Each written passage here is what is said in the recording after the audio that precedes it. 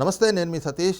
వైసీపీకి జగన్మోహన్ రెడ్డికి షాక్ ఇస్తూ ఆ పార్టీ నాయకులు ఒక్కొక్కరుగా కూడా బయటకు వచ్చేస్తున్నారు. దీనికి ప్రధానమైనటువంటి కారణం జగన్మోహన్ రెడ్డి మార్పులు చేర్పులు అంటూ ఆ పార్టీలో రేపుతున్నటువంటి మంటలే ఈ రోజున పార్టీ నాయకులకి తలనొప్పిగా మారి వాళ్ళంతా కూడా ఒక్కొక్కరిగా పార్టీని వీడి బయటకు వస్తున్నారు. ఈ క్రమంలోనే తాజాగా జొన్నలగడ్డ పద్మావతి సింగనమల ఎమ్మెల్యే, ఎస్సీ నియోజకవర్గానికి చెందినటువంటి ఎమ్మెల్యే ఒక వీడియో తన ఫేస్బుక్ లైవ్ ద్వారా బయట వచ్చి ప్రపంచానికి కూడా ఏదైతే తనకి జరుగుతున్నటువంటి అన్యాయమనో, తను చేస్తున్నటువంటి పోరాటాలు అవన్నీ ఫలించలేదు కాబట్టి తన ఆవేదనని వ్యక్తపరుస్తున్నానంటూ ఆవిడ చేసినటువంటి వ్యాఖ్యలు ప్రస్తుతం రాజకీయ వర్గాల్లో చర్చనీయాంశంగా మారినాయి. మరి నిజంగా జొన్నలగడ్డ పద్మావతి చేసినటువంటి వ్యాఖ్యలు కావచ్చు, అదేవిధంగా జగన్మోహన్ రెడ్డి ఎస్సీల పట్ల వ్యవహరిస్తున్నటువంటి తీరు ఎలా అర్థం చేసుకోవచ్చు అనేటువంటిది మనతో చర్చించేందుకు సీనియర్ జర్నలిస్ట్ సత్యమూర్తి గారు ఉన్నారు. సార్ నమస్కారం. నమస్కారం అండి. సార్, వైసీపీలో రోజుకు ఒక కొత్త పరిణామం రాజకీయంగా మాత్రం అనేక చర్చలకు దారితీస్తూ ఉంది. తాజాగా జొన్నలగడ్డ పద్మావతి సింగనమల ఎమ్మెల్యే ఆవిడ వీడియో ఒకటి సోషల్ మీడియాలో కూడా వైరల్ అవుతుంది. ఆవిడ లైవ్కి వచ్చి ఫేస్బుక్ లైవ్ ద్వారా నిజంగా ఆవిడ చేసిన వ్యాఖ్యల్ని బట్టి ఏం అర్థం చేసుకోవచ్చండి? మీ పిల్లలు ఇంటర్మీడియట్ మరియు ఎంసెట్ చదువుతూ సబ్జెక్ట్స్లో కన్ఫ్యూజ్ అవుతున్నారా? కాన్ఫిడెన్స్ లెవెల్ తక్కువగా ఉందా? రిపీటెడ్ మిస్టేక్స్ చేస్తున్నారా? అయితే మీకోసమే ఉంది రైజ్ యాప్.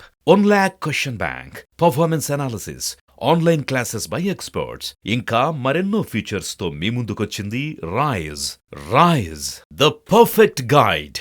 డిస్క్రిప్షన్ లో ఉన్న లింకును ఉపయోగించి సబ్స్క్రైబ్ అవ్వండి. ఏం అర్థం చేసుకుంటాం? ఇప్పుడు జొన్నలగడ్డ పద్మావతి పెద్ద ఆపర్చునిస్ట్ అనేది అర్థం చేసుకోవాలి.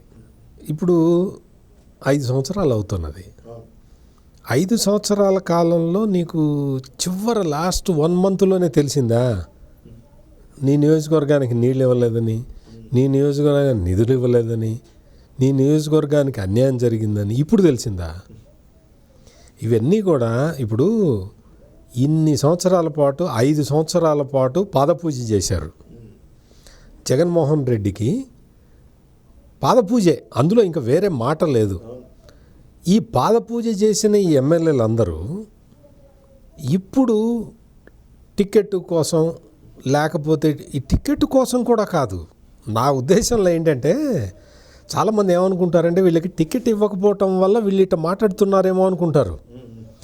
వీళ్ళకి టికెట్ ఇచ్చినా వీళ్ళు గెలవరని తెలుసు వీళ్ళకి. అందుకని వీళ్ళు ఈ ఖర్చు నుంచి తప్పించుకోవడానికి ప్రయత్నం చేస్తున్నారు. జగన్మోహన్ రెడ్డి ఏం చేస్తున్నాడంటే వీళ్ళందరూ కూడా కంటెస్ట్ చేయాలి అంటే 20 కోట్లు డిపాజిట్ పెట్టాలి, పైన ఇంకొక 20 కోట్లు ఖర్చు పెట్టుకోవాలి, 20-30 కోట్లు అని ఏదో అటువంటి కండిషన్లు పెడుతున్నాడు. వీళ్ళందరూ ఏం చేస్తున్నారంటే వీళ్ళందరికీ మనస్ఫూర్తిగా మాకు టికెట్ మళ్ళీ రావాలని కూడా లేదు వీళ్ళకి. వీళ్ళు ఏం చేస్తున్నారంటే ఆ డబ్బులన్నీ ఖర్చు పెట్టడం ఇష్టం లేక ఎటు జగన్మోహన్ రెడ్డి ప్రభుత్వానికి వ్యతిరేకత ఉన్నది మొత్తం ప్రజల్లో. ఇప్పుడు ఖర్చు పెట్టడం వల్ల ప్రయోజనం లేదు, ఖర్చు పెట్టినా ఓడిపోతారు అన్న ఉద్దేశంతో వీళ్ళందరూ కూడా ఒక రకమైన స్ట్రాటజీ ప్రకారం వీళ్ళు ఇప్పుడు పార్టీ నుంచి బయటికి రావడానికి, లేకపోతే జగన్మోహన్ రెడ్డికి మాకు సంబంధం లేదని చెప్పడానికి. మీరు సింగనమల ఎమ్మెల్యే గురించి చెప్తున్నారు, నేను మీకు విజయనగరం ఎమ్మెల్యే గురించి చెప్తా. ఆయన ఈ రాష్ట్రానికి డిప్యూటీ సీఎం కూడా. ఆయన ఏమన్నాడు తెలుసా? జగన్మోహన్ రెడ్డిని కాదు నన్ను చూసి ఓటేయండి అని అడుగుతున్నాడు ఆయన. వచ్చే ఎన్నికల్లో జగన్మోహన్ రెడ్డి మీద మీకు ఏదన్నా కోపం ఉంటే ఉండొచ్చు, మీరు ఆ కోపాన్ని పక్కన పెట్టి నన్ను చూసి ఓటేయండి అని అడుగుతున్నాడు. అంటే మీకు ఈ ఎగ్జాంపుల్ కూడా ఎందుకు చెప్పాను అంటే, మీరు పద్మావతి గురించి అడిగినా కానీ ఈ విజయనగరం ఎమ్మెల్యే గురించి కూడా ఎందుకు చెప్పాను అంటే వీళ్ళందరికీ భయం పట్టుకుంది. జగన్మోహన్ రెడ్డి పేరు చెబితే ఓట్లు రావు. ఇంతకాలం జగన్మోహన్ రెడ్డికి పాదపూజ చేశాము. పాదపూజ చేయటమే కాకుండా ఆ నీళ్లు ఆ పూలు అన్నీ నెత్తిన చల్లుకొని ప్రజలకు కనపడేలాగా తిరిగారు వీళ్ళందరూ. ఇప్పుడు మా నియోజకవర్గానికి అన్యాయం జరిగిందని ఆమె చెప్పినా లేదు, ధర్మాన ప్రసాదరావు ఇంకొక పెద్ద సీనియర్ మోస్ట్ మంత్రి జగన్మోహన్ రెడ్డి రోడ్లు వేయొద్దని మీరేమీ పెద్ద ఆందోళన చెందమాకండి అని ఆయన చెప్పడం. అంటే ఇవన్నీ ఎగ్జాంపుల్స్ ఎందుకు అంటే ఎటు ఓడిపోతున్నాం. ఈ జగన్మోహన్ రెడ్డి ఏం చేస్తున్నాడంటే ఈ వ్యతిరేకత అంతా ఎమ్మెల్యేల మీదకి నెట్టాలని చూస్తున్నాడు. ఎమ్మెల్యేలంతా ఈ మొత్తం బ్లేమ్ని జగన్ మీదకి నెట్టాలని చూస్తున్నారు. ఇది ఇక్కడ జరుగుతున్న గేమ్. జగన్మోహన్ రెడ్డి తన మీదేం వ్యతిరేకత లేదు, ఉన్నదంతా ఎమ్మెల్యేల మీదే ఉంది వ్యతిరేకత, అందుకని నేను ఎమ్మెల్యేలను మారుస్తాను అని చెప్పి జగన్మోహన్ రెడ్డి చెప్తాడు. ఎమ్మెల్యేలు ఏం చెప్తారంటే ఉన్నదంతా జగన్మోహన్ రెడ్డి మీద ఉన్న వ్యతిరేకత, మా మీద కాదు అని వీళ్ళు బ్లేమ్ను అట్టుతోస్తున్నారు. ఈ పొలిటికల్ గేము అధికార పార్టీ ప్రతిపక్ష పార్టీల మధ్యగా జరుగుతున్నది. అధికార పార్టీల్లో ఇంటర్నల్గా జరుగుతున్న రాజకీయం ఇది. జగన్మోహన్ రెడ్డికి ఆ పార్టీ నాయకులకి అంటే జగన్మోహన్ రెడ్డి ఆ బ్లేమ్ అంతా కూడా వీళ్ళ మీదకి తోసేసి సేఫ్ అవుదాం అనుకుంటున్నాడు. ఎమ్మెల్యేలందరూ కూడా పాయింట్ నెంబర్ 1, ఖర్చు పెట్టలేము, పెట్టినా గెలము. ఈ జగన్మోహన్ రెడ్డి చేసిన పాపాలన్నీ మా నెత్తిన మీద ఎందుకు పడతాయి, మా నెత్తిన వేసుకోవటం ఎందుకు అని వీళ్ళు పక్కకు జరుగుతున్నారు. ఈ మొత్తం ప్రక్రియలో భాగంగా ఇవన్నీ జరుగుతున్నాయి. మీకు ఇప్పుడు ఒక 2-3 ఎగ్జాంపుల్ చెప్పాను, ఇంకొక ఎగ్జాంపుల్ చెప్తాను. మంగళగిరి ఎమ్మెల్యే ఆళ్ల రామకృష్ణారెడ్డి ఉన్నాడు. ఎన్ని కేసులు పెట్టాడండి? ఎన్ని కేసులు ప్రతిపక్ష నాయకుడి మీద పెట్టాడు? తప్పుడు కేసులు, అసలు ఎటువంటి ఆధారం లేని కేసులు, ఎటువంటి ఆయనకి సంబంధం లేని కేసులు, అన్నీ కూడా తప్పుడు కంప్లైంట్లు ఇచ్చింది ఎవరండి? Alla Ramakrishna Reddy. Inner ring road ఉన్నదో లేదో ఆళ్ల రామకృష్ణారెడ్డికి తెలీదా? లోకల్ ఎమ్మెల్యేకి. ఇన్సైడర్ ట్రేడింగ్ జరిగిందో లేదో ఆళ్ల రామకృష్ణారెడ్డికి తెలీదా? అప్పుడు నువ్వు జగన్మోహన్ రెడ్డి పాదపూజలో నిమగ్నం అయిపోయి ఉన్నావు కాబట్టి నీకు కింద మీద తెలియలే. నువ్వు అప్పుడు జగన్మోహన్ రెడ్డి కంప్లైంట్ రాసిస్తే, అంటే జగన్మోహన్ రెడ్డి కంప్లైంట్ రాసిచ్చాడని కాదు, ఆ పార్టీ లీడర్లు ఎవడో ఉంటాడు కదా స్ట్రాటజిస్టు, వాళ్ళు కంప్లైంట్ రాసిస్తే పోలీస్ ఆఫీసర్లు ఆ కంప్లైంట్ తీసుకెళ్ళి కింద సంతకం పెట్టి పోలీస్ స్టేషన్లో ఇచ్చొచ్చావు. ఆ తర్వాత తెలిసిందా? జగన్మోహన్ రెడ్డి ఎప్పుడైతే నీకు టికెట్ నిరాకరించాడో అప్పుడు తెలిసిందా? నీకు ముందర ఎందుకు తెలియలేదు? సేమ్ సింగనమల ఎమ్మెల్యే ఎట్లయితే చెప్తుందో తనను తాను గ్లారిఫై చేసుకోవటానికి నేను పోరాడాను, నేను ప్రజలకి నీళ్ళు ఇవ్వటానికి పోరాడాను, ఆ జగన్మోహన్ రెడ్డి ఇవ్వలేదు, పెద్దిరెడ్డి రామచంద్రారెడ్డి ఇవ్వలేదు, మిథున్ రెడ్డి ఇవ్వలేదు, మరి నువ్వేం చేసావు? గాడిదలు కాసావా 5 సంవత్సరాల పాటు?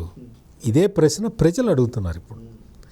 ఈ పద్మావతిని కానీ ఆళ్ల రామకృష్ణారెడ్డిని కానీ, నేను చెప్పిన Vizianagaram MLA deputy speaker Kolagatla Veerabhadraswamy గురించి కానీ, ధర్మాన ప్రసాద్ గురించి కానీ, వీళ్ళందరి గురించి ప్రజలు అనుకుంటున్నది ఇదే.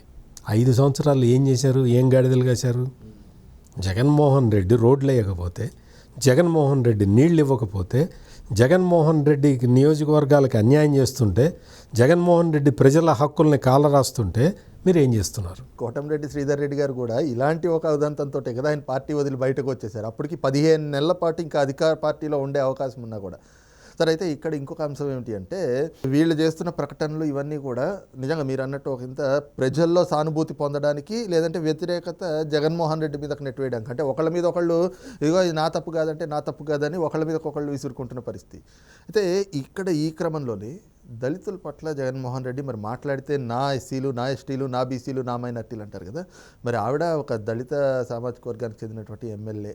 మరి నీళ్ల గురించి నేను ఎన్ని సమావేశాలు నేరుగా ముఖ్యమంత్రి కార్యాలయానికి వెళ్తే కూడా ముఖ్యమంత్రిని కలిసే పరిస్థితి లేకుండా పోయింది అని చెప్పి ఆవిడ చెప్పిన మాటలతోటి మరి ఆ అంశాన్ని ఎలా చూడొచ్చు? అంటే దళితుల పట్ల జగన్మోహన్ రెడ్డికి ఉన్న ప్రేమ వాత్సల్యం ఎంత ఉందని అనుకోవాలి? ఇప్పుడు అవన్నీ ఏం లేదండి, ఇదంతా పొలిటికల్ గేమ్. జగన్మోహన్ రెడ్డికి ఏంటి అంటే, ఇప్పుడు మీరు మొత్తం మారుస్తున్న ఎమ్మెల్యేలందరినీ చూడండి, ఎస్సీలందరినీ కూడా వాళ్ళని తీసుకొచ్చి వాళ్ళని బలి పశువుల్ని చేస్తున్నాడు జగన్మోహన్ రెడ్డి. మొత్తం అదే చేస్తున్నాడు. ఆ కార్యక్రమంలో భాగంగానే ఇవన్నీ జరుగుతూ ఉన్నాయి. ఇంత తీవ్రమైన వ్యతిరేకత తన మీద ఉన్నది కాబట్టి ముందర టార్గెట్ చేస్తున్నది ఎవరిని? ఈ ఎస్సీ ఎస్టీ వీళ్ళందరూ ఉన్నారు కదా, బీసీలు, మైనారిటీలు, వీళ్ళందరూ ఈ నాయకత్వం ఏదైతే ఉందో ఈ నాయకత్వాన్ని పల్చన చేయాలి. పల్చన చేసే విధంగా ప్లాన్ చేస్తున్నాడు. అదే జరుగుతున్నది. అందువల్ల ఇప్పుడు ఈ సింగనమల ఎమ్మెల్యే పద్మావతి కూడా ఇప్పుడు వచ్చి ఇంత నాటకీయంగా చెప్పింది. ప్రయోజనం ఏంటి? నీ అధికార పదవి అయిపోయింది, నీ జగన్మోహన్ రెడ్డి అధికార పదవి అయిపోయింది. ఇప్పుడు నువ్వు చెప్పటం వల్ల నువ్వు ఏం ఆశించి చెప్తున్నావు అనేది ఇక్కడ ప్రధానమైన పాయింట్. ఇంతకాలం జరిగిన అన్యాయంలో జగన్మోహన్ రెడ్డికి ఎంత బాధ్యత ఉందో ఈ పద్మావతికి కూడా అంతే బాధ్యత ఉంది. ఎందుకు అంటే నియోజకవర్గానికి నీళ్ళు ఇవ్వాలి, నీ బాధ్యత. నువ్వు ముఖ్యమంత్రి కాళ్ళు పట్టుకుంటావు, గడ్డాలు పట్టుకుంటావు, పట్టుకొని నిధులు తీసుకొచ్చి ప్రజలకి నీళ్ళు ఇవ్వాల్సిన బాధ్యత నీది. నువ్వు బాధ్యతలో విఫలమయ్యావు. ఆ పని చేస్తారనే కదా సార్ అధికారం కట్టబట్టేది ప్రజలు కూడా. అంతే కదా. నువ్వు చేసింది ఏంటి? ఈ రోజున వచ్చి ఇట్లా మాట్లాడటం ఏంటి? పద్మావతే కాదు, మొత్తం అందరూ కూడా ఇదే రాగం అందుకున్నారు. అంటే బ్లేము జగన్మోహన్ రెడ్డి మీద తోయటం, జగన్మోహన్ రెడ్డి వీళ్ళ మీద తోయటం. వీళ్ళిద్దరూ కలిసి మళ్ళీ ఏదో ఒక విధంగా మళ్ళీ రాజకీయం సాగించి, రాజకీయం కంటిన్యూ చేసి, మళ్ళీ ఏదో ఒక విధంగా గెలిచి, మళ్ళీ ఏదో ఒక విధంగా ప్రజల్ని మోసం చేయాలి అన్న ఒక లాంగ్ టర్మ్ ప్లాన్ తప్ప ఎవరికీ చిత్తశుద్ధి లేదు. మొత్తం ఇటు జగన్మోహన్ రెడ్డికి లేదు, ఇటు ఈ ఎమ్మెల్యేలకి లేదు. ఇది ప్రజలందరూ కూడా గుర్తుపెట్టుకోవాల్సిన విషయం. మీరు ఓకే జగన్మోహన్ రెడ్డిని చూసి ఓటేశారు, ఈ పని చేయటంలో ఇక్కడ లోకల్ ఎమ్మెల్యే ఫెయిల్ అయ్యాడు, అక్కడ జగన్మోహన్ రెడ్డి ఫెయిల్ అయ్యాడు. జగన్మోహన్ రెడ్డి ఫెయిల్యూరు వీళ్ళందరి మీద రిఫ్లెక్ట్ అయింది. ఈసారి మీరు ఆ తప్పుని సరిదిద్దుకోవాలి కదా. ఆ సరిదిద్దుకునే క్రమంలోనే ఇవన్నీ జరుగుతున్నాయి. ప్రజలందరికీ కూడా ఒక రకమైన ఒక వాస్తవం అర్థమైపోయింది. ఇదంతా బ్లేమ్ గేమ్ నడుస్తున్నది. ఈ బ్లేమ్ గేమ్ కారణంగా సఫర్ అయింది మనము, అందరూ బాగానే ఉన్నారు అనే ఒక స్థిరమైన నిర్ణయానికి వచ్చారు. కాబట్టి ఈ మార్పులన్నీ జరుగుతున్నాయి.